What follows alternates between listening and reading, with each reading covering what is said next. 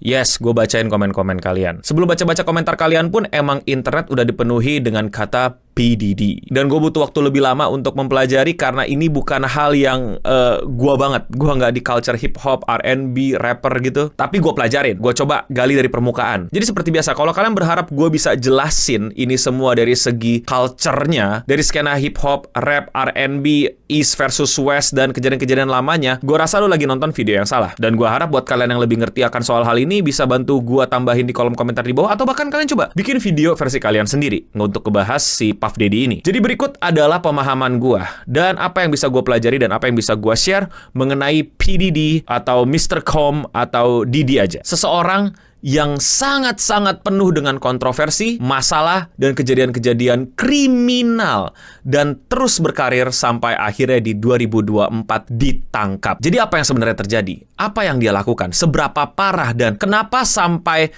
internet itu ngomongin gitu? Dan kenapa ada 1000 botol minyak bayi di situ?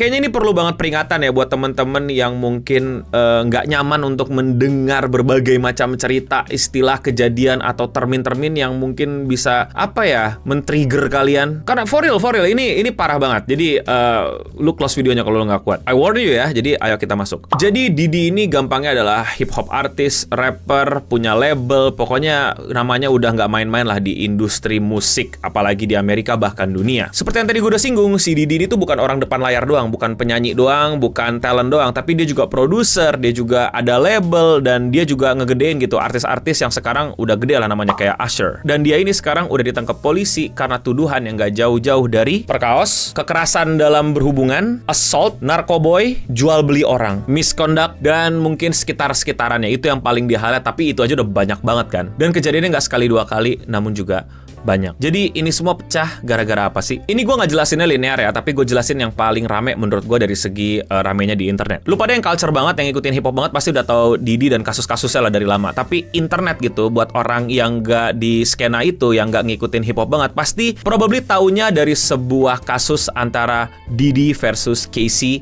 mantan pacarnya. Jadi pada November 2023, Casey Ventura ini melaporkan Diddy ke pengadilan atas dasar kejahatan-kejahatan yang tadi hampir gue sebutin. Trafficking, airword, harassment, dan lain-lain. Dan si Diddy ini denies gitu, bilang enggak, gue nggak ngelakuin itu. Dan somehow kasusnya diselesaikan dengan settle. Settle tuh bahasa Indonesia apa? Gue nggak ngerti lah termin bahasa Indonesia. Mungkin teman-teman yang ngerti hukum bisa bantu gue di kolom komentar di bawah. Yang intinya mereka berjabat tangan dan selesai gitu. Bukan berdamai ya, mungkin lebih tepatnya kayak ya jabat tangan gitu. Diselesaikan dengan cara yang mereka berdua sepakat. Ya pasti nggak jauh-jauh dari duit sih, dan wajar loh orang bisa dapat kompensasi berupa duit. Nah tapi dari kasus ini dan terlihat akhirnya kedua belah pihak itu sama-sama puas, ini kayak semacam membuka peluang untuk orang lain juga ngaduin si Diddy ini atas kasus-kasus yang udah terjadi pada dirinya. Jadi banyak tuh masuk tuh orang-orang komplain sama Diddy, dia pernah gini, dia pernah gitu, dia pernah ngelakuin ini, ngelakuin itu, dan lain-lain. Pokoknya jadi rame banget. Jadi singkatnya, pada kasus Casey ini nggak ada yang tahu. Jadi sebenarnya P. Diddy bersalah apa gimana? Tapi yang pasti sudah selesai masalahnya. Tapi kasarnya orang-orang bilang, ya dia salah lah, karena dia tahu salah mungkin nggak bisa menang, jadi diselesaikan langsung aja gitu kan. Terus akhirnya orang-orang ya jadi kayak, oke, ini kesempatan kalau dia itu tidak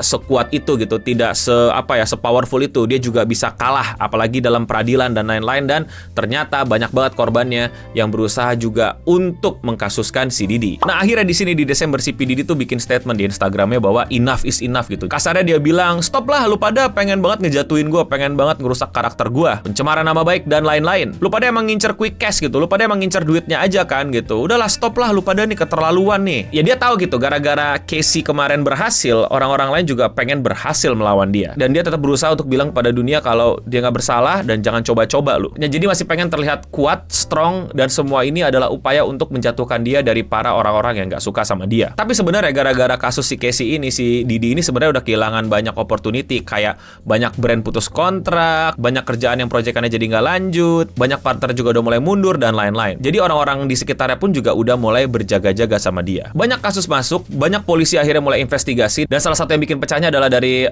Lil Rhodes Jones, yang dimana akhirnya polisi nge-raid, yaitu penyergapan ke tempat-tempat kediamannya si Diddy ini, berusaha untuk mendapatkan bukti-bukti atas tindak kriminal yang dilaporkan terhadap orang-orang kepada dia. Itu terjadi pada Maret di 2024, tapi ternyata itu semua masih belum cukup untuk menjatuhkan Diddy. Dan disinilah kembali internet pecah. Ingat kasusnya si Casey? Kan nggak jelas Diddy salah apa enggak. Ini Casey yang berusaha untuk apa ya istilahnya, ke cash grab atau quick cash dari Diddy apa enggak nih? Casey bohong nih, mentang-mentang gini, mentang-mentang gitu, mentang-mentang Diddy lagi sukses. Atau ya emang Diddy yang pasti kalah nih, makanya mau diselesain cepet nih, ditutup. Intinya publik cuma bisa menduga-duga, nggak ada official statement siapa salah, siapa benar. Sampai akhirnya masih di bulan Mei, ada sebuah video dari 2016 yang keluar ke internet, yaitu video rekaman CCTV, di mana di sebuah hotel kayaknya, itu si Casey kabur dari hotel, dan Diddy hanya menggunakan handuk mengejar-ngejar beliau dan memberikan beberapa tendangan dan ya kegiatan-kegiatan pelukaan lainnya lah, yang menjadi bukti jelas bahwa Diddy memang melakukan kekerasan. Ingat sebelumnya Diddy pernah posting Instagram, "Enough is enough, lu pada pengen dapetin duit dari gua doang kan?" Itu di take down dan akhirnya dia bikin video baru,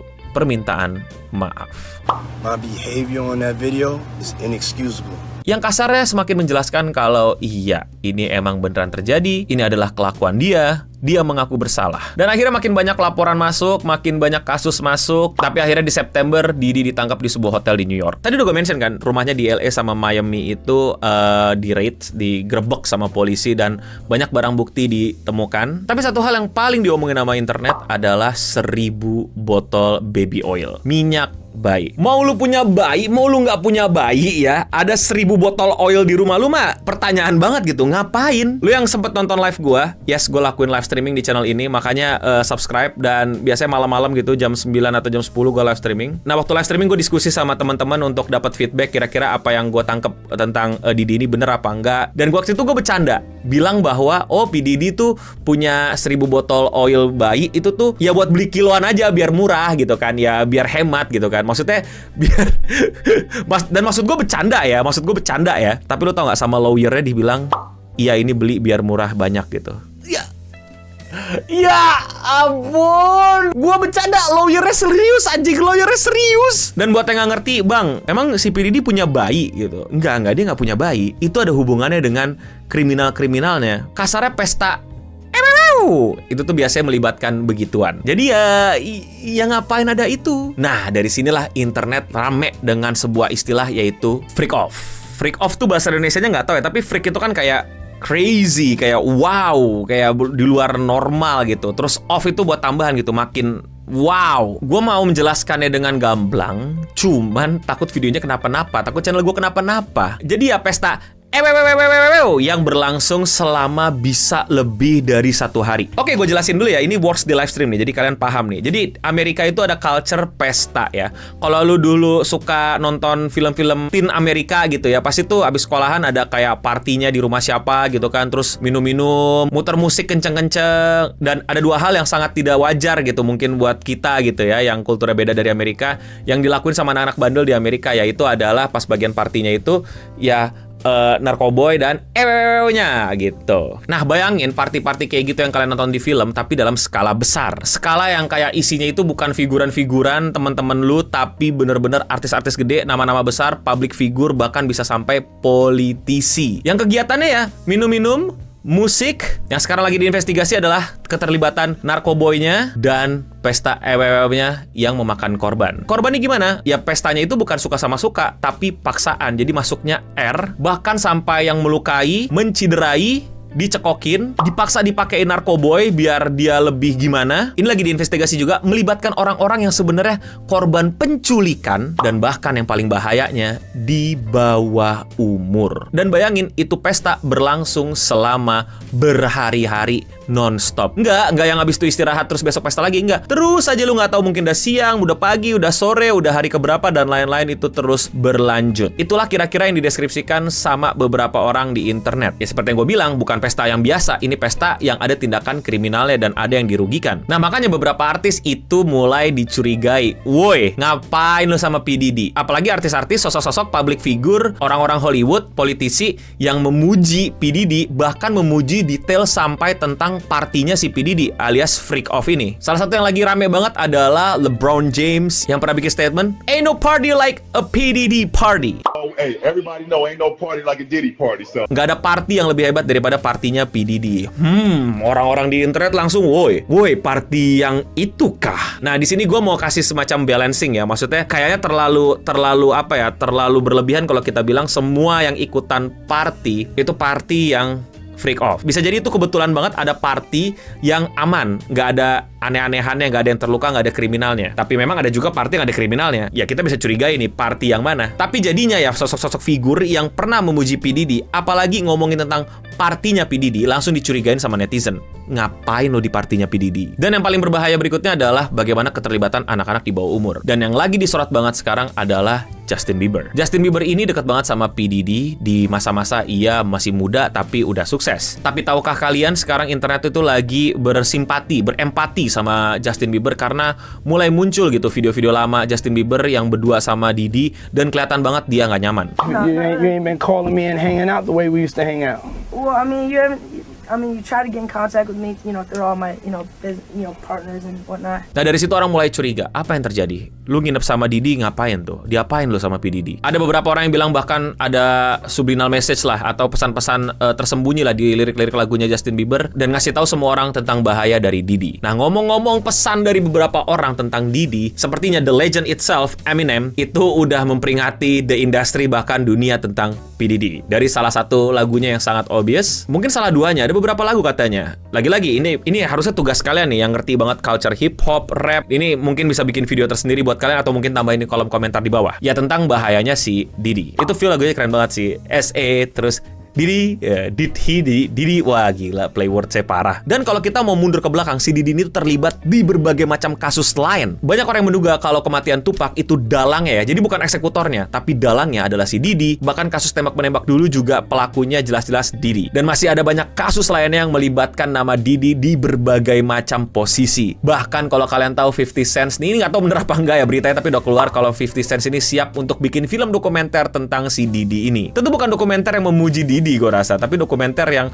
mengekspos siapakah Diddy sebenarnya, bagaimana dia di industri sebenarnya, dan kenapa orang seperti ini bisa dipertahankan cukup lama di industri. Mungkin ini adalah jadi kesempatan untuk kalian buka mata tentang industri entertainment gak hanya di Amerika, tapi mungkin di sekitaran kita. Gak semua baik-baik saja, gak semua dramanya itu cuma saling gak suka, saling ribut, saling unfollow, saling block. Mungkin bisa lebih dari ini, dan mungkin masih banyak korban yang belum mendapatkan keadilan, tapi ya intinya ya, hati-hati. Waktu gua kecil dulu ya, itu kayak udah rahasia umum gitu. Kalau lu pengen di dunia entertainment gitu, lu mesti segininya gitu. Lu mesti naik tangga dengan berdarah-darah, bukan dengan talenta, bukan dengan prestasi, tapi dengan memuaskan nafsu para petinggi. Itulah industri entertainment yang kita bisa lihat sekarang di Amerika. Itu terjadi ya karena orang jahatnya dibiarkan memimpin posisi tertinggi dan tidak ada check and recheck. Berita terakhir yang gue baca pas gue bikin video ini adalah si P. Diddy udah dipenjara tentunya, tapi dia di penjara itu nggak mau makan sama sekali. Kenapa dia nggak mau makan sama sekali? Karena dia takut diracun. Tapi kalau menurut kalian bagaimana? Komen di bawah. Pertama, gue mau minta maaf kalau penjelasannya kurang lengkap. Kedua, gue minta maaf kalau misalnya penyebutan namanya salah, pelafalannya salah, pronunciation-nya salah. Maka dari itu gue membuka sekali kesempatan buat teman-teman tambahin informasi kalau ada update di kolom komentar di bawah. Koreksi gue kalau ada salah dan kritisi gue kalau ada salah di bawah. Gue akan sangat menyarankan teman-teman yang lebih ngerti daripada gue, apalagi yang udah ngikutin dari kecil terus sampai masuk skenanya, sampai mungkin jadi orang yang hobi baca dan ngikutin, bikinlah videonya juga. Anggaplah video ini sebagai pintu masuk untuk kalian menggali lebih dalam lagi apa sih yang sebenarnya terjadi sama P. Diddy, yang masa lalunya gitu kan, East versus West dan lain-lainnya. Wow, itu panjang lagi tuh. Bisa jadi konten cuan sih buat lu pada tuh kalau lu pengen bahas gitu. Tapi ya segini yang bisa gue sampaikan. Kalau kalian mau support gue karena kalian suka sama konten-konten pembahasan kayak gini, lakuin dengan sesimpel klik tombol subscribe. Dan ya, sekian Radio Singham untuk episode kali ini. Gue Eno Bening pamit undur diri. Gue tunggu koreksi-koreksi kalian di kolom komentar di bawah. Dan untuk kita semua, stay clean and sound.